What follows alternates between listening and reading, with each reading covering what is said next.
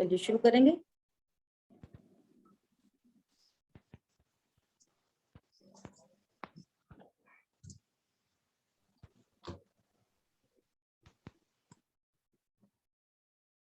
तज्जयति परम ज्योति समम समस्तैरनंत पर्यायैः दर्पण तलेव सकला प्रतिफलति पदार्थ मालिका यत्र। उषा सिद्धि उपाय ग्रंथ और हमारी श्लोक नंबर 222 222 श्लोक पर आज अपन ने को चर्चा करनी है। 602 हाँ 221 नंबर श्लोक पर अपनी चर्चा हुई है ना। यहाँ पर क्या कह रहे थे, यहाँ ये इसके ओपोजिट आगे वाला जो श्लोक है ना, इसके ओपोजिट श्लोक। अच्छा, यहाँ पर अब तक क्या चर्चा चल रही थी कि रत्नत्र से बंद होता है, ये चर्चा चल रही थी है ना। अब यहाँ पर क्या कह रहे हैं कि शुभ राग से मोक्ष होता है। समझ आ गई बात? अब तक क्या चर्चा चल रही है कि भाई सम्यक दृष्टि जीवों को देवगति का बंध होता है, सम्यक दृष्टि जीवों को तीर्थंकर प्रकृति का बंध होता है। तो कह रहे हैं कि सम्यक दर्शन से नहीं होता, शेष राग से होता है। हाँ जी, है ना। और जो कहा जा रहा है तो घी जलाता है, ऐसे व्यवहार से कहा जा रहा है ना, ये वाली बात है। अब जो ये अगला श्लोक है, इसमें क्या कह रहे हैं, इसमें इसका उल्टी बात है। इसमें कह रहे हैं कि निश्चय रत्नत्र के साथ में जो व्यवहार रत्नत्र है, शुभ राग है, वो दोनों से मिलकर मोक्ष होता है। तब यहाँ पर कह रहे हैं कि नहीं नहीं, वो तो बंध का ही हेतु है। रत्नत्र तो आत्मा के आश्रय से होता है। और हाँ, वही ये उसके जस्ट ओपोजिट श्लोक है। ठीक है, देखो मुख्योपचारमयी सुसंकित बोधचारित युक्त यह शिव मार्ग आत्म को परम पद प्राप्त करवाता सतत। अन्वयार्थ, इस प्रकार यह पूर्व कथित मुख्योपचार रूप निश्चय और व्यवहार रूप सम्यक दर्शन, सम्यक ज्ञान और सम्यक चारित्र लक्षण वाला मोक्ष का मार्ग आत्मा को परम पद, परमात्मा का पद प्राप्त करवाता है। कौन? पूर्व कथित निश्चय और व्यवहार दोनों मिला के। क्या बोला? व्यवहार को भी ले लिया, दोनों मिला के। हाँ, ये मोक्ष मार्ग है और इससे परमात्म पद की प्राप्ति होती है, ऐसा यहाँ पर कह रहे हैं, है ना। देखो टीका, सम्यक दर्शन, सम्यक ज्ञान, सम्यक चारित्र, इन तीन रूप ही मोक्ष मार्ग है, अर्थात निर्वाण का मार्ग है। यह मोक्ष मार्ग निश्चय और व्यवहार के भेद से दो प्रकार का है, दो प्रकार का कहा जाता है। ये अपने को अपने ज्ञान में करेक्शन करना है ना। और यही आत्मा को मोक्ष पहुंचाता है। जब कह दिया कि व्यवहार उपचार है, इसका अर्थ क्या है कि उससे नहीं, है ना। रुमल जी ने कहा है ना कि व्यवहार का लक्षण क्या है, ऐसा है नहीं। निश्चय का लक्षण क्या है, ऐसा ही है। तो अब ये कहा कि व्यवहार से, ये व्यवहार रत्नत्रय भी मोक्ष का कारण है, तो कुछ दिक्कत नहीं है। तुरंत ज्ञान में लगा लो कि उपचार से कहा गया है, गया है, उत्तरचर की अपेक्षा कहा गया है ना। तो समझ लो, इसलिए कहा गया पीला केला, पीला तो केला है नहीं, परंतु केले के साथ में रहने से, निश्चय केले के साथ में रहने से पीले छिलके पर भी केले का आरोप पड़ता है। हाँ जी, और किसी को टेंशन नहीं होती, तुम पीला केला क्यों कह रहे हो, छिलका पीला बोलो ना, हाँ जी, कुछ नहीं, सुन लेते हैं और समझ जाते हैं कि ये उपचार से कह रहे हैं, है ना।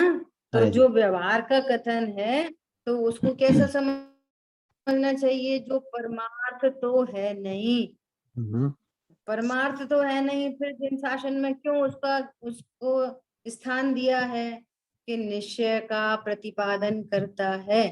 पीला केला का मतलब है कि पका सफेद केला निश्चय का प्रतिपादन करता है। हाँ जी, प्रतिपाद्य और प्रतिपादक संबंध है, व्यवहार प्रतिपादक और निश्चय प्रतिपाद्य, जिसका प्रतिपादन किया जा रहा है हाँ जी, और अनंत भटकन से बचा देता है, इसलिए व्यवहार को निस्थान दिया है। समझ आई बात, हाँ जी, है ना। ऐसा भावार्थ, निश्चय रत्नत्रय तो मुख्य है और व्यवहार रत्नत्रय उपचार रूप है। यह दोनों ही मोक्ष के मार्ग हैं और जीव को परम पद की प्राप्ति करवाते हैं। अर्थात निश्चय मोक्ष मार्ग साक्षात मोक्ष का साधक है और व्यवहार मोक्ष मार्ग परंपरा से मोक्ष का साधक है, अर्थात कहने में आता है, अथवा व्यवहार मोक्ष मार्ग निश्चय मोक्ष मार्ग का कारण है। देखो कैसे शब्द आते हैं सीधे सीधे, व्यवहार मोक्ष मार्ग निश्चय मोक्ष मार्ग का कारण है। आज दोपहर में बहुत चर्चा आई थी अविरति के बारे में, अपनी तो चर्चा हो चुकी हाँ जी, है ना। अविरति मतलब क्या, कि भैया बाहर से जो तरस और हिंसा, तरस और स्थावर की हिंसा से किंचित विरक्त नहीं है ना, सो अविरति। और पांच इंद्रिय और मन के विषयों से किंचित विरक्त नहीं है, सो अविरति। अब देखो कितनी गजब की बात है, अविरति की चर्चा हम बाहर से करते हैं, ये मजबूरी है। हाँ जी, तरस और स्थावर की हिंसा से किंचित विरक्त नहीं है, जो पांच इंद्रिय और मन के विषय भोगों से किंचित विरक्त नहीं है। तो हमने पांच इंद्रिय के विषय और मन के विकल्प को छोड़ दिया और तरस और स्थावर की हिंसा बिल्कुल घात बिल्कुल नहीं करते, है ना। तो अब तो हम व्रती हो गए ना, नहीं, अब तो हम व्रती हो जाएंगे। तो कह रहे हैं भैया चर्चा बाहर से की जाती है, वो मजबूरी है। अंतरंग में दो कषाय का अभाव हो तब व्रती होते हैं। अविरति का परिणाम क्या है, अविरति का पाँच अंगों परिणाम विकार है। हाँ, ये विकार है अविरति का परिणाम, और विकार पर पदार्थ को छोड़ने से नहीं मिटता। क्या बोला, राग पर पदार्थ को छोड़ने से नहीं मिटता, right, वो विकार स्वभाव के आश्रय से मिटता है। right, और जब right, विकार मिटता है तो परद्रव्य भी छूट जाता है, छोड़ना नहीं छूट पड़ता है। जाता है, इसलिए वहां से चर्चा की जाती है। लेकिन तुम मात्र परद्रव्य में ही कार्यक्रम करके अपने को व्रती मानो तो फिर ये मिथ्या तो ही पलता रहता है। हाँ जी, समझ आई बात, बात सुंदर थी। ऐसा स्वरूप है। ऐसे यहाँ पर क्या बोल रहे हैं कि ये व्यवहार मोक्ष मार्ग निश्चय मोक्ष मार्ग का कारण है। अब लोग बहुत प्रश्न करते हैं, बोलो बाहर में नग्न नग्न हुए बिना क्या मोक्ष हो सकता है, क्या 28 मूल गुण के पालन किए बिना किसी को मोक्ष हो सकता है, ऐसा प्रश्न करते हैं, है ना। तो हाँ जी, क्या कह रहे हैं कि ये वाली बात तो परम सत्य है कि बाहर में नग्न दिगंबरपना और 28 मूल गुण होते हैं, ये परम सत्य है, परंतु मोक्ष मार्ग उससे नहीं होता। हाँ जी, 28 मूल गुण और बाहर में नग्नता होती है, परंतु मोक्ष मार्ग उससे नहीं होता। मोक्ष मार्ग तो अंतरंग में स्वभाव के आश्रय से परमाणु मात्र मेरा नहीं है ना, मैं स्वयं पूर्ण हूं अपने में, मैं अकर्ता गायक हूं, देहादि में नहीं हूं, ऐसे स्वरूप का ज्ञान, श्रद्धान और आचरण, और विशेष आचरण और प्रचुर आचरण, जहाँ तीन कषाय चौकड़ी के अभाव की वीतरागता प्रकट होती है, उससे मोक्ष मार्ग होता है। और उसी आत्म स्वभाव की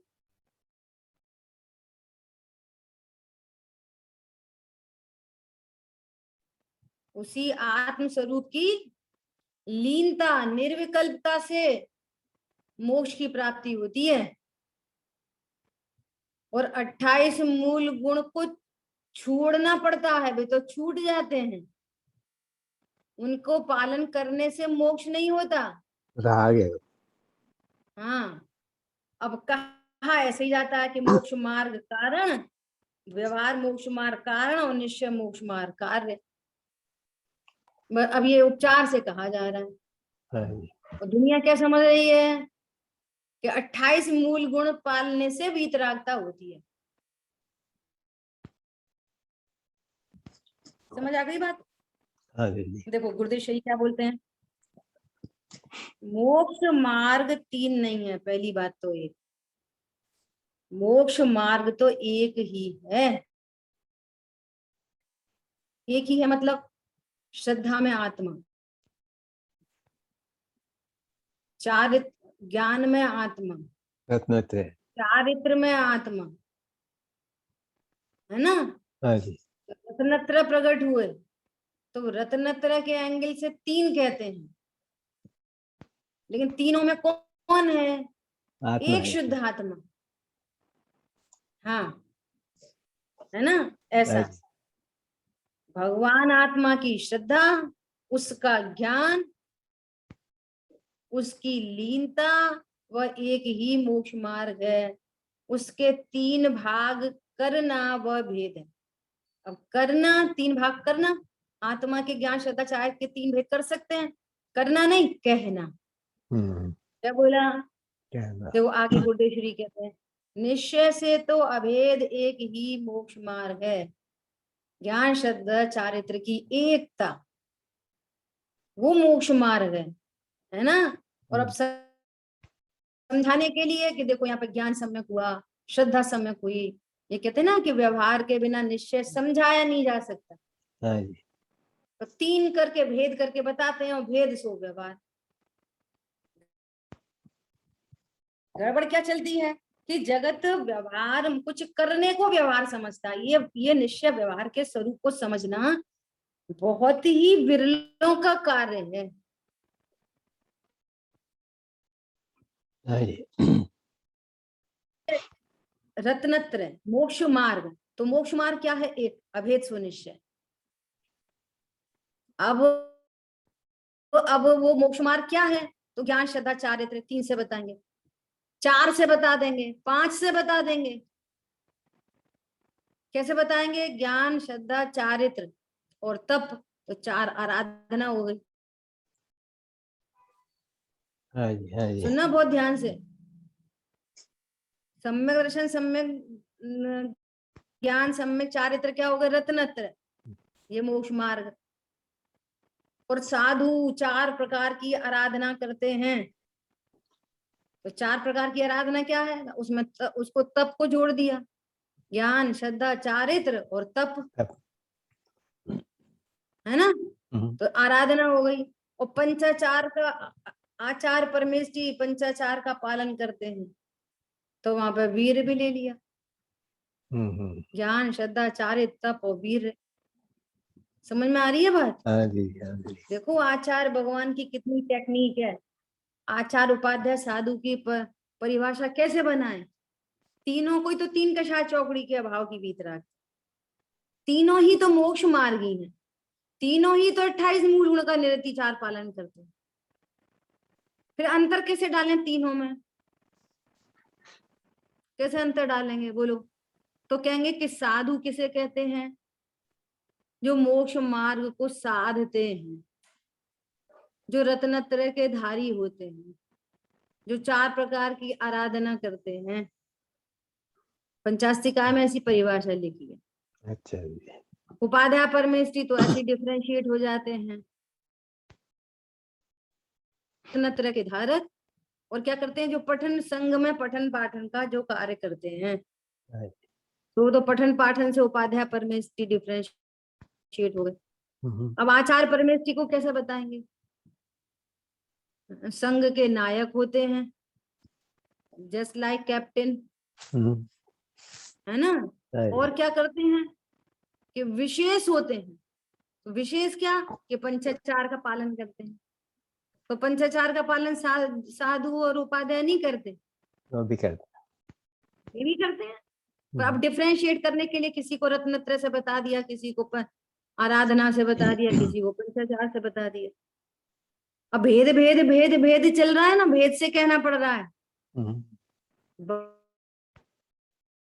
बाकी 3 पर्यायों में आत्मा, 4 पर्यायों में आत्मा, 5 पर्याय में आत्मा, वही आत्मा एक ही पर्याय प्रकट हुई, आंशिक शुद्धि, आंशिक शुद्ध पर्याय प्रकट हुई। तो अनंत की तो चर्चा कर नहीं सकते, तो अब भेद से बताना पड़ता है। सो ये भेद से बताया सो व्यवहार, कुछ करने का नाम व्यवहार नहीं। जैसे आत्मा अभेद है ना। अब कहते हैं व्यवहार के बिना तो निश्चय होता नहीं। तो अब क्या व्यवहार करने का मतलब क्या? कि मंदिर जाओ, पूजा करो, पाठ करो, इसका नाम व्यवहार है? इसका नाम व्यवहार नहीं। भेद के बिना निश्चय नहीं जाना जा सकता। तो आत्मा मतलब क्या? कि जो मात्र जानता है, भेद कर दिया, लक्षण से बताया, और लक्षण से लक्ष्य की प्रसिद्धि हुई। ये है निश्चय व्यवहार। समझ में आ रही है? अब मोक्ष मार्ग, ये वस्तु स्वरूप को जानने में ऐसे निश्चय व्यवहार लगते हैं। समझना, बहुत इंपॉर्टेंट बात कहने जा रहे हैं। वस्तु स्वरूप के ज्ञान के लिए जो भेद अभेद होता है, वो निश्चय व्यवहार लागू पड़ता है। भेद सो व्यवहार, अभेद सो निश्चय। और मोक्ष मार्ग में निश्चय व्यवहार दूसरे प्रकार का है। मोक्ष मार्ग में कैसा है निश्चय व्यवहार? कि निश्चय सो वो मुख्य सो निश्चय, या कहेंगे यथार्थ सो निश्चय, और उपचार सो व्यवहार। तो मोक्ष मार्ग तो है नहीं, जो शुभ भाव है, बंध रूप है, और उस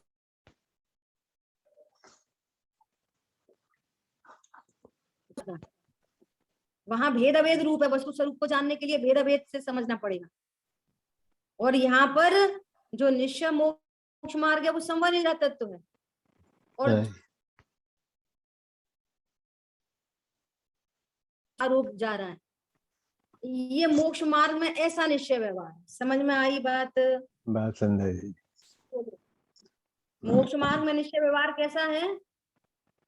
यथार्थ सो निश्चय, उपचार सो व्यवहार। यथार्थ मतलब संवर निर्जरा को मोक्ष मार्ग कहना, सुनिश्चय। और आज मोक्ष मार्ग के अंदर वस्तु स्वरूप का निर्णय करने चलेंगे तो भेद से चर्चा की जाएगी, और हमको अभेद को जानना है। भेद तो मजबूरी है। गुणों के भेद किए जाएंगे, पर्याय के भेद किए जाएंगे, और अभेद वस्तु को बताया जाएगा, है ना। देखो क्या बोल रहे हैं दीदी। एक जो आपने वो तप और वीर्य की पंचाचार की पर्याय से आत्मा बोला ना, वो जरा विशेष खोलना ना। क्या कहना है कि किसी जीव को सम्यक दर्शन प्रकट हुआ वेरी फर्स्ट टाइम, है ना। तो जिनवाणी में मुख्यता से 3 गुणों की आंशिक शुद्ध पर्याय से चर्चा की जाती है। बराबर। ज्ञान की पर्याय सम्यक बना हुआ, ज्ञान स्व को स्व जान रहा है, पर को पर जान रहा है, ये ज्ञान में सम्यक बना हुआ। श्रद्धा सम्यक हो गई, श्रद्धा में प्रतीति आ गई, विश्वास हो गया, ओहो मैं भगवान आत्मा ही हूं। चारित्र की पर्याय स्वरूप में स्थिर हो गई, है ना, तो सम्यक चारित्र प्रकट हुआ। प्रश्न है चौथे गुण स्थान वर्ती को बस 3 ही पर्याय हुए, क्या चौथे गुण स्थान वर्ती को तप की परिभाषा क्या? तप स्वरूप चरणम चारित्रम, इच्छा की निवृत्ति सो तप। तो अनंतानुबंधी इच्छाओं की निवृत्ति वहां नहीं हुई चौथे गुण स्थान वर्ती को, बोलो हुई ना? अनंतानुबंधी की इच्छा नहीं उत्पन्न हो रही, तो उतना तप तो चौथे गुण स्थान वर्ती को भी हुआ ना। पंचम गुण और चौथे गुण स्थान वर्ती को जो वीर गुण की पर्याय है पुरुषार्थ, तो बिना पुरुषार्थ के रत्नत्रय प्रकट हुआ कि पुरुषार्थ से हुए? तो सम्यक पुरुषार्थ भी हुआ कि नहीं हुआ चौथे गुण स्थान वर्ती को? हुआ। पंचम गुण स्थान वर्ती को वृद्धि हुई, मुनिराज को विशेष वृद्धि हुई, ये पंचाचार, तो उनको लागू पड़ रहा है कि ये पंचाचार भी। बाकी पांचों की पांचों पर्याय चौथे गुण स्थान में भी है, पांचवे में भी है, छठवें सातवें गुण स्थान वर्ती मुनिराज को भी है। तो अब स्टार्टिंग के केस में रत्नत्रय से काम चलाते हैं, मोक्ष मार्ग मतलब रत्नत्रय। बहुत बढ़िया। बना रही है बात? ऐसा तुमने रत्नत्रय समझ लिया तो बस रत्नत्रय बहुत है, इतना ही समझ लो, वही बहुत है। आरी बात समझ में? परंतु वहां पर भी तप की परिभाषा क्या है? इच्छा के निरोध को तप कहते हैं। और अपन रोज चर्चा करते हैं कि मिथ्या इच्छा का अभाव हुआ कि नहीं हुआ? बोलो। वहां दीदी तप को आपने बोला वो स्वरूपाचरण भी तप बोला, ऐसे तो स्वरूपाचरण अपन चारित्र में लेते हैं, मगर चारित्र की ही परिभाषा है, तो स्वरूप में आचरण से ही तो इच्छा का निरोध हुआ। हाँ, स्वरूप में आचरण नहीं हुआ तो तप कैसे हुआ फिर? हाँ बराबर। उतना तप हुआ ना, पर कहने में नहीं आता क्योंकि अभी रहती है बाहर में। पड़ेगा ना स्यादवाद से। लागू पड़ रहा है कि नहीं पड़ रहा? लागू तो पड़ रहा है। क्यों? बिल्कुल स्पष्ट बात है कि अनंतानुबंधी इच्छाओं का अभाव हुआ कि नहीं हुआ? बोलो, चौथे गुण स्थान वर्ती को अनंतानुबंधी इच्छा का अभाव हुआ है कि नहीं? हुआ है, तो उतना तप हुआ कि नहीं हुआ? हुआ है। अच्छा, बिना पुरुषार्थ के हुआ ये सारा काम? पुरुषार्थ, अनंत पुरुषार्थ भी हुआ है, पर वो मुनिराज की मुख्यता से चर्चा की जाती है। तो अब ये भेद से बताना पड़ता है, तो डिफरेंस क्रिएट होता है। हम चौथे गुण स्थान में, पांचवें गुण स्थान में, छठवें सातवें गुण स्थान के मुनिराज में, फिर मुनिराज में भी अरंत वो आचार्य में, उपाध्याय में, साधु में, जब तक जितना भेद करके नहीं बताएंगे ना तो वो समझेगा ही नहीं। तो ये मजबूरी है। अब तुम वैसा का वैसा चौथा गुण स्थान बताओ, वैसा का वैसा पांचवा बताओ, वैसा का वैसा अध्यात्म से छठवा सातवां बताओ, तो क्या समझ में आएगी? हम कहेंगे कि पांचों पर्याय इधर भी हैं, चौथे में भी, पांचवें में भी, छठवें सातवें में भी। जैसे मान लिया अरहंत तो सिद्ध भगवान है, तो अभी पूछो कि अरहंत भगवान शरीर सहित होते हैं कि सिद्ध भगवान शरीर सहित होते हैं? तो एक स्वर में आवाज आएगी, अरहंत भगवान शरीर सहित हैं और सिद्ध भगवान शरीर रहित है। दोनों शरीर रहित है भैया, दोनों ही शरीर रहित है, या तो मुनिराज ही शरीर रहित है, अरे हम तुम भी शरीर रहित है। अब कितने व्यवहार के वचन है, बोलो। अब व्यवहार से डिफरेंशिएशन हो जाता है। अरंत सिद्ध में अंतर कैसे करें? तो ऐसे ही अंतर करेंगे कि देखो, परम औदारिक देह में विराजमान है और सिद्ध भगवान को परम औदारिक देह का भी अभाव हो गया। तो ये कह रहे हैं कि परम औदारिक शरीर जब है तब भी शुद्धात्मा जो अनंत भगवान द्रव्य गुण पर्याय वाले हैं, वे शरीर रहित ही होते हैं। व्यवहारने से कहा जाता है असद्भुत व्यवहारने से। असद्भुत का अर्थ ही है जो सत्ता में नहीं है। ये व्यवहार का स्वरूप समझना पड़ेगा। ठीक है, देखो अभी क्या बोल रहे हैं? मुख्य अर्थात निश्चय, उपचार अर्थात व्यवहार, आरोपित मोक्ष मार्ग। आरोपित मोक्ष मार्ग है, जो मोक्ष मार्ग नहीं है, केला पीला होता ही नहीं है, केला हरा होता ही नहीं है। स्याद अनेकांतमय स्वरूप देखो और स्यादवाद देखो, ये बहुत विरलों का कार्य है, बहुत इंटेलिजेंसी चाहिए। केला तो सफेद ही होता है, लेकिन हम कच्चे केले और पके केले में डिफरेंशिएशन कैसे करें? आपको सब्जी बनाने के लिए चाहिए तो क्या बोलेंगे? हरा केला लाएं। और खाना है तो क्या करेंगे? एज ए फ्रूट तो क्या कहेंगे? पीला केला लाएं। और केला केला तो हरा पीला होता ही नहीं। तो उस व्यवहार ने निश्चय का प्रतिपादन कर दिया, इतनी हेल्प कर दी, परंतु जो कथन है वो परमार्थ नहीं है। समझ आ गई बात? सरल बात है ऐसे तो, है ना? हाँ जी। अब क्या करें? अंतर में लेना वो बात वहाँ जैसे आपने बोला ना, बिरला की बात है। बराबर है। देखो आज सुबह भी चर्चा आई थी, बोधि आपका भाव है, निश्चय दुर्लभ नहीं। वास्तव दुर्लभ नहीं है। अपनी क्लास में भी चर्चा हुई थी ना कल परसों, अभी थोड़े दिन पहले, मनुष्य की परिभाषा सुनने मिली। अपन तो यही समझते थे अभी तक, मनुष्य गति नाम कर्म के उदय से होने वाली जीव की अवस्था विशेष को मनुष्य गति कहते हैं। क्या कहा? मनुष्य गति अर्थात मनुष्य अर्थात सातिशय ज्ञान का धारक। ओहो, कैसे ज्ञान का धारक? सातिशय ज्ञान का धारक। इतना अच्छा लगा वो परिभाषा, 4-5 दिन से घूम रही है ज्ञान में। सातिशय ज्ञान का धारक क्या होता है? ये सातिशय ज्ञान जिसमें हित हित का विचार विवेक हो, वो सातिशय ज्ञान। हे उपादेय का जो ज्ञान कर सके वो सातिशय ज्ञान है। अब हमारा कर्म के उदय ने अपना पूरा कार्य कर दिया है। आज हम जिनवाणी लेके बैठ रहे हैं, सब बोलो कोई किसी को नहीं जानता था, सब कौन कहाँ कितने हजारों किलोमीटर दूर बैठे हैं और एक साथ जो कोइंसिडेंस बना है, ये कर्मकृत कार्य है। हाँ जी। है ना? और हमको ये जिनवाणी सुनने मिल रही है, ये सुनने मिलना भी कर्मकृत कार्य है। बहु पुण्य उदय मम आयो। हाँ जी। है ना? परंतु अब ये बोधि आपका भाव है, निश्चय दुर्लभ नहीं। आप सातिशय ज्ञान के धारक हो, संगी पंचेंद्रियो, जैन कुल में जन्मे हो। अब ये पर्सनल बात है कि तुम इस ज्ञान का मिसयूज करो कि राइट यूज करो। निश्चय दुर्लभ नहीं।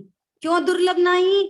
कि आपको वो एलिजिबिलिटी क्राइटेरिया, वो क्वालिफाई आपने कर लिया है, आपके पास वो ज्ञान उपलब्ध है वर्तमान में कि यहाँ जो भेद विज्ञान कराया जाए, है ना, उसको ये ज्ञान ग्रहण कर सकता है, आत्मा कर बेसमय सकता प्रकट है। है। ये बात इसलिए वास्तव में दुर्लभ नहीं है, पर तुमने भव भव में प्राप्ति कठिन है, सो व्यवहार कहाँ। तुमने भव भव में जिनवाणी मिली, देवशाह गुरु मिले और तुमने मिसयूज किया, इसलिए दुर्लभ कहते हैं।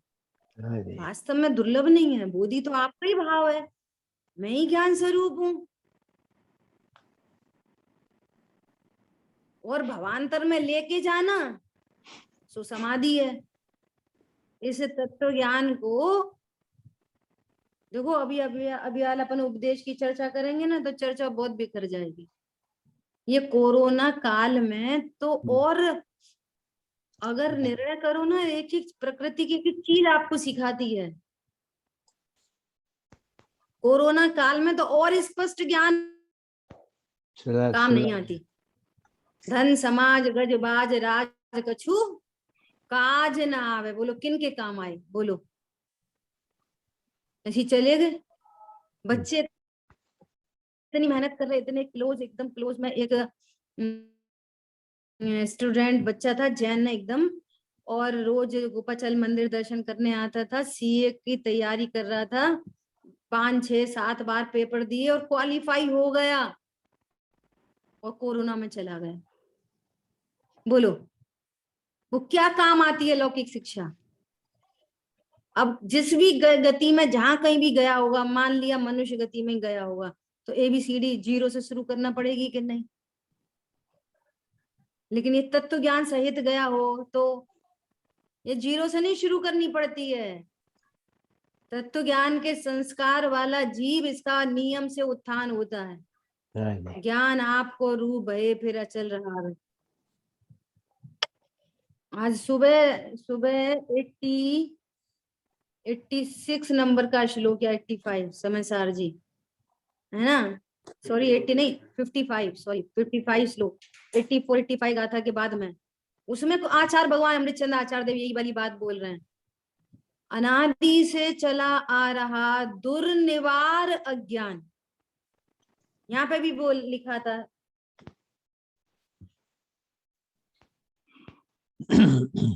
दुर्निवार अज्ञान, दुर्निवार जो बड़ी मुश्किल से जिसका निवारण किया जा सके। और ये ज्ञान इस परमार्थ न को निश्चय न की विषयभूत वस्तु शुद्ध आत्मा को जान ले। दो द्रव्यों की बराबर से भिन्नता हो, दो तत्वों की भिन्नता, स्वभाव विभाव की भिन्नता और द्रव्य पर्याय की भिन्नता। मैं जानने वाला नहीं, मैं जाननहार हूं। एक बार ये शुद्ध न की विषयभूत भगवान आत्मा को जान ले तो फिर ये मोक्ष को प्राप्त करता ही है। अज्ञान द्वारा उत्पन्न नहीं होता और अज्ञान से होने वाला बंद नहीं होता। समझ आई बात? हाँ जी, ऐसा बोला, ये श्रुत ज्ञान केवल ज्ञान को लेके आता है, आता ही है। और क्या बोल रहे हैं, फिर इस ज्ञान को बंद नहीं होता। अब आ जाओ उसी एग्जाम्पल पे कि 10 भेड़ में से एक भेड़ चली गई, कितनी बची? तो मैथमेटिक्स तो यही बोलेगा कि 10 - 1 = 9, बट अनुभव क्या बोलेगा कि जहां एक भेड़ गई वहां सब चली गई, एक भी नहीं बची। ऐसे ही करणान योग से बात करोगे, आगम से बात करोगे तो कहेंगे अनंतानुबंधी गई, देखो अभी अब प्रत्येखान संजुलन है तो उस संबंधी बंद है। अध्यात्म क्या बोलेगा, जहां मिथ्यात अनंतानुबंधी गई वहां सब चला गया। ओहो, स्वभाव को जाना मानो मिला मोक्ष ही हो। अब जो कुछ हो रहा है वो सब नाटक है, मैं तो त्रिकाली ध्रुव। समझ में आ रही है? इसलिए कहते हैं कि ज्ञानी के भोग भी निर्जरा के कारण है। उसको तो गायक का भोग चल रहा है, कुछ सविपाक निर्जरा हो रही है, कुछ अविपाक निर्जरा हो रही है, बस निर्जरा ही चल रही है। अल्पकाल में निर्वाण को प्राप्त करता है। किससे? रत्नत्रय से। साथ में रहने वाले शुभ भाव पर तो आरोपित कथन है, उस शुभ भाव से तो मोक्ष कभी नहीं होता, कभी नहीं होता, किसी को नहीं होता, कहीं नहीं होता। जब मोक्ष होता है तो रत्नत्रय से होता है, चाहे रत्नत्रय कहो, चाहे आराधना कहो, चाहे पंचाचार। समझ आ रही बात? ये कहना चाह रहे थे। देखो क्या बोल रहे हैं, घी अग्नि के संबंध से घी जलाता है ऐसा कहने में आता है। इसी प्रकार निश्चय व्यवहार का संबंध है तो कहा जाता है कि व्यवहार मोक्ष का कारण, ऐसा लिया है। जैसे वहां बोला था ना कि सम्यक दर्शन बंध का कारण है, वो उपचरित कथन था। ऐसे ही यहाँ पर कह रहे हैं कि शुभ भाव है, व्यवहार से मोक्ष का कारण है, ये भी उपचरित। अब जिनवाणी में इतने उपचरित कथन है, बोलो क्या करेंगे? कुछ नहीं, स्वरूप को समझ के आगे बढ़ेंगे, व्यवहार को व्यवहार जानेंगे, परमार्थ को परमार्थ जानेंगे। ठीक है? यथार्थ अर्थात निश्चय, व्यवहार अर्थात उपचार। उपचार मोक्ष मार्ग में पूरा 7वां अध्याय शुरू किया है। मोक्षा प्रकाशक जी को याद कर रहे हैं गुरुदेव श्री कि टोडरमल जी ने 7वां अधिकार पूरा इसी को समर्पित किया है। क्या बोल रहे हैं, जैन दिगंबर में रहने पर भी मिथ्या दृष्टि क्यों रहता है? जो जिनाज्ञा मानते हैं, जो जैन हैं और जिनाज्ञा मानते हैं। जिनाज्ञा मानते हैं मतलब रात में नहीं खाते, छना पानी पीते हैं, देव शार्दुल की आराधना करते हैं, जैन हैं और जिनाज्ञा मानते हैं, परंतु निश्चय व्यवहार के यथार्थ स्वरूप को नहीं जानते हुए मिथ्या दृष्टि ही बने रहते हैं। टाइटल है ये 7वें अधिकार का। जो जैन हैं जिना तो रह जाता है, क्यों? निश्चय व्यवहार के स्वरूप को ही नहीं जानते। कोई निश्चयाभास में चले जाते हैं, कोई व्यवहाराभास में चले जाते हैं, कोई व्यवहास में चले जाते हैं।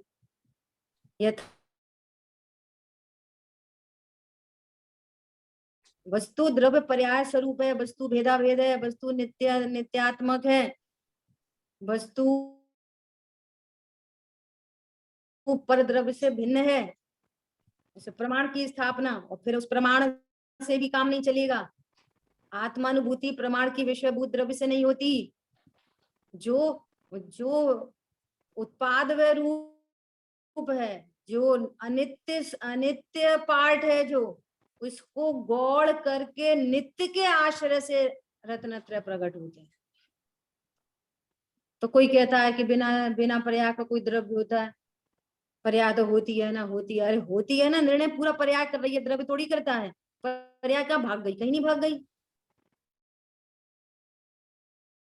ये पूरी बात को कौन समझ रहा है? पर्याय समझ रही है, द्रव्य थोड़ी समझने जाता है। द्रव्य तो बॉस है। पर्याय कहाँ गई? कहीं नहीं गई। अज्ञान मोह राग द्वेष कहाँ है? पर्याय में। रत्नत्रय कहाँ प्रकट होंगे? पर्याय में। पर्याय कहाँ चली जाएगी? पर स्वरूप नहीं समझते। और कोई क्या बोलते हैं कि बस हम तो ज्ञायक हैं, हम तो अकर्ता ही हैं, अकर्ता हैं, हम तो अकर्ता हैं, पर्याय को स्वीकार नहीं करते। और कोई दोनों को एक बराबर का आदरणीय मानते हैं गुरुदेव श्री की भाषा में। एक बराबर का समझ में आ रही है? व्यवहास में चले जाते हैं। और जो राइट प्रोसेस में जाता है, जो निश्चय का अभ्यास करता है, उसको एक भी आभास नहीं होते। समझ आई बात? सो क्या कह रहे हैं कि पहले अधिकारों में तो गृहीत मिथ्यात्व की चर्चा की है ना, और यथार्थ वीतराग दर्शन, दिगंबर दर्शन, यथार्थ जैन दर्शन है। इसके अतिरिक्त जितने मार्ग हैं वे सब गृहीत मिथ्या दृष्टि के मार्ग हैं। परंतु इस दिगंबर में जन्म लेकर भी मिथ्यात्व रह जाता है। यथार्थ का नाम निश्चय है, उपचार का नाम व्यवहार है। ऐसा कहकर पूरा अध्याय शुरू किया। मुख्य कहो या निश्चय कहो, उपचार कहो या व्यवहार कहो, है ना, एकार्थ बात की है। दो मोक्ष मार्ग है ही नहीं। मोक्ष मार्ग का कथन 2 प्रकार का है। विश्व की कोई वस्तु 2 प्रकार की नहीं होती। कोई भी वस्तु 2 प्रकार की नहीं होती। उसके कथन कर सकते हैं अनेक प्रकार से, और यथार्थ कथन होता है वो एक ही प्रकार का होता है, और उपचार कथन होते हैं वो अनेक प्रकार के हैं। आप लोगों में से कोई भी एक एग्जाम्पल, एक वस्तु को सामने रखो, देखो उसमें यथार्थ लगाएंगे और उपचार लगाएंगे। कोई भी एक वस्तु के बारे में विचार करो, बोलो आप कौन सा एग्जाम्पल देते हो आपकी साइड से? अभी है अपने पास 2-4 मिनट, बोलिए। चलो सपोज एक रूमाल है, रूमाल है ना। अब रूमाल को रूमाल कहना, रूमाल किसका है? कॉटन का, है ना। तो ये क्या हो गया? यथार्थ। तो ये निश्चय हो गया। अब ये नहीं बदल सकता। कॉटन का रूमाल है, ये यथार्थ। अब देखो उपचार के कितने। मम्मी का रूमाल, 100 रुपए का रूमाल, ससुराल का रूमाल, पप्पू का रूमाल, इतने भाई इतने का रूमाल, भेद किया सो व्यवहार हो गया, पराश्रित। अब जिस समय हम ये कह रहे हैं कि ये मम्मी का रूमाल है, ये 100 रुपए का रूमाल है, उसी समय रूमाल कैसा है? रूमाल तो यथार्थ सो निश्चय वाला ही रूमाल रूमाल रूमाल ही रहेगा। हाँ जी। अब चाहे जो भी बोलो, समझ में आ रही है बात? हाँ जी। ऐसा हर चीज में लगाओ आप, ऐसा प्रैक्टिकल अप्रोच करो। घर में जितनी चीजें दिखाई दे रही है ना, उन सब में लगाओ निश्चय व्यवहार। निश्चय नहीं बदलेगा। घड़ी है ना, अब घड़ी लगाओ कि घड़ी को देखो, घड़ी को घड़ी कहना सो निश्चय। हाँ जी। घड़ी ये यथार्थ हो गई। अब इसमें भी लगा दो, घड़ी काली है, भेद हो गया। महंगी है, घड़ी इतने महंगी है, बाई इतने सस्ती की है, हाँ महंगी है, 1000 रुपए की है, उनने गिफ्ट की। वाटर प्रूफ कितने है। व्यवहार कथन हो जाएंगे उस घड़ी के बारे में, वाटर प्रूफ है वगैरह वगैरह लगा लो। लेकिन जब हम कोई भी कथन कर रहे हैं, घड़ी तो जैसी है वैसी है, हाँ जी। जो निश्चय बोला था वैसी ही बनी रहती है। व्यवहार के कथन 1000 प्रकार के करो, वस्तु तो जैसी है वैसी ही रहती है। हाँ जी। कथन कर सकते हैं हम अनेक प्रकार के, पराश्रित कथन करेंगे, भेद रूप कथन करेंगे, उपचरित कथन करेंगे, लेकिन यथार्थ नहीं बदलेगा। हजारों कथन करने पर भी यथार्थ नहीं बदलेगा। हाँ जी। ऐसा स्वरूप है निश्चय व्यवहार का। समय अपना हो रहा है, शेष चर्चा आगे करेंगे। एक प्रश्न आया था मेरे पास हाथी कर्म के स्वरूप के बारे में, है ना? हाँ जी। देखो, हाथी इस जीव को अनादि से, एकदम सरल भाषा में अपन चर्चा करेंगे, इस जीव को अनादि से अपने स्वरूप का पता नहीं है। तो पता नहीं होने पर प्रति समय कर्म का बंधन हो रहा है, और अनादि से कर्म का बंधन सिद्ध है, किट्टी काली माँ की तरह। तो अब कर्म को बोलेंगे कि कर्म का अनादि से बंधन है, तो वो कर्म कितने प्रकार के हैं? तो मूल में कहते हैं घाती कर्म और अघाती कर्म। ठीक है, क्या भेद है? आयु, नाम, गोत्र, वेदनी, 4। तो आयु रिलेटेड टू, ये अघाती कर्म है, ये संयोगों में फलते हैं, अदर देन जीव। संयोग में इनका उदय आएगा जब, तो ये कहाँ फलेंगे? संयोग। आत्मा से बाहर, आत्मा में नहीं फलते अघाती कर्म। क्या मिलेंगे? संयोग में। शरीर मिल जाएगा, अच्छा गोरा काला मोटा पतला वगैरह वगैरह, मनुष्य वाला शरीर, तेंच वाला शरीर, नारकी देव वाला शरीर, वक्रियक शरीर। कितनी आयु? कम आयु, जैसे कोई मनुष्य गति में पैदा हुआ, 2 दिन, तीसरे दिन मर गया। कोई 30 साल की आयु, कोई 50 साल की आयु। नाम, कलर, रंग रूप, डिजाइन अच्छी होगी, मोर है इतना रंग बिरंगा, नाम कर्म के उदय में। किसने पेंट किया? नेचुरल। गोत्र कर्म, ऊंच ऊंच गोत्र, नीच गोत्र, है ना, और साता असाता, ये वेदनी कर्म है। उसको ये रिलेटेड टू संयोग, संयोग अनुकूल प्रतिकूल संयोग, ये वेदनी का कार्य है। ये कहाँ पे फलित हो रहे हैं? आत्मा से बाहर, इसलिए उनका नाम है अघाती कर्म। फलते हैं बाहर में, और ये दुख के कारण भी नहीं होते, और न इनसे नवीन कर्म का बंध होता।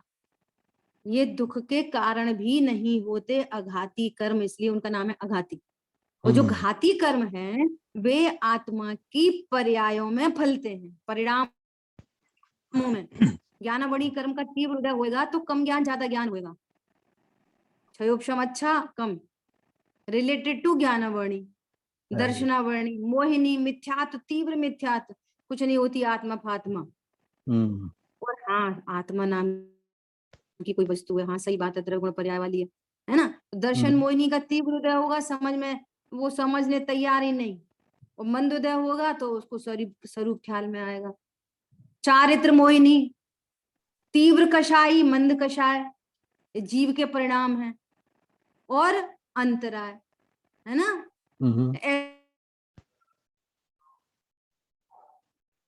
परिणामों में फलित होते हैं। और इनमें भी मुख्य रूप से जो मिथ्यात्व और राग द्वेष है, दर्शन मोहिनी, चारित्र मोहिनी, मूल में यही दुख के हेतु होते हैं। समझ में आ रही है बात? जब ये जीव अपने स्वरूप को नहीं जानता तो जो राग द्वेष के परिणाम उत्पन्न होते हैं उस राग द्वेष के परिणाम से सारे कर्म बनते हैं। और जब स्वरूप को जानते हैं तो फिर अज्ञान मोह राग द्वेष का नाश होता है, रत्नत्रय प्रकट होते हैं, तो घाती कर्म का बंधन टूटने लगता है। मोह की चट्टान टूटी, शांति निर्जर बह रहा, और अघाती में भी जो विपरीतताएं होती हैं वे मिटती जाती हैं। और पुण्य का बंध होता है तो बाहर में राजा आदि के पद मिलते हैं, देवगति के उच्च पद मिलते हैं। सो अघाती में संयोगों की प्राप्ति, जिसको हम अपनी भाषा में अनुकूल कहते हैं, तो अनुकूल संयोगों की प्राप्ति होने लग जाती है। वो कोई अनुकूल प्रतिकूल नहीं होते, लेकिन अपन उसी भाषा में बात करते हैं। और इधर में कषायों का अभाव होता जाता है। मोह चला गया, अनंतानुबंधी चली गई, अप्रत्याख्यान चली गई, संजुलन चली गई, है ना, सर्व कषाय का अभाव हो गया, अल्पकाल में अनंत परम पद को प्राप्त करता है। फिर से आघाती कर्म दुख के कारण नहीं होते, उनके उदय में जो सामग्री मिलती है वो भी दुख का कारण नहीं होती, कर्म बंध का कारण नहीं होती। मूल में अपने स्वरूप को भूल कर जो मिथ्यात्व राग द्वेष होते हैं यही बंध के कारण है। दुख इन्हीं से होता है, पर द्रव्यों से दुख होता नहीं है। और ये दुख भेद विज्ञान से मिटता है, भेद विज्ञान जीव करता है तो मिथ्यात्व राग द्वेष का अभाव हो जाता है। तो घाती कर्म भी मिटते हैं और अघाती भी मिटते चले जाते हैं। ठीक है, शेष चर्चा अपन आगे करें। सूझे लो कालो सो वाणी मस्तक नमो सदा देत हूँ धो। बोलिए द्वाशांग मई जिनवाणी माता की जय। जय जय जिनेन्द्र। हो।